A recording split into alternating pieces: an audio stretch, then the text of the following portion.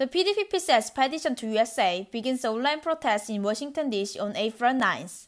Today, I'm going to talk about the 4 U.S. aircraft carriers are infected with COVID-19. A sailor assigned to the USS Nimitz had tested positive for COVID-19. Hereby, the U.S. aircraft carrier infected with COVID-19 are 4. They are the USS Theodore Roosevelt that sent out an SOS letter to the Pentagon last week, and USS Ronald Reagan, USS Carl Vinson, and USS Nimitz. The USS Theodore Roosevelt has about 200 sailors tested positive. USS Ronald Reagan has 2 sailors, and USS Carl Vinson has 1. Imperialist Army is an aggressive one that serves for a small minority of imperialists.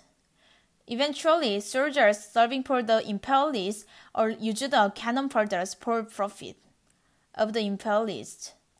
Although COVID-19 cases are rapidly increased in 4 U.S. aircraft carriers, the crews are not allowed to leave the aircraft carriers in order to maintain invasion army.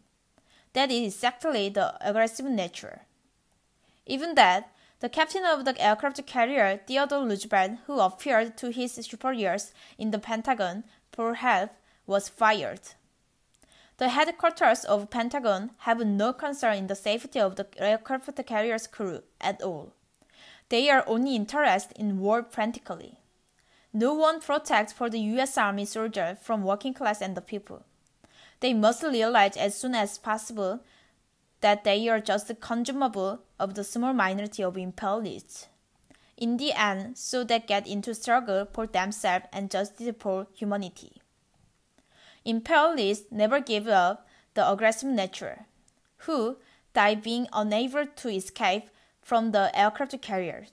In the spread of COVID-19 is the weak soldiers from working class and the people. U.S. Army soldiers have to realize quickly the aggressive nature of the small minority of imperial power. The soldier with class awakening must stand up for their own survival and the righteousness of all humanity. That's all for today. Thank you. April 9th, 2020, in the Washington, D.C.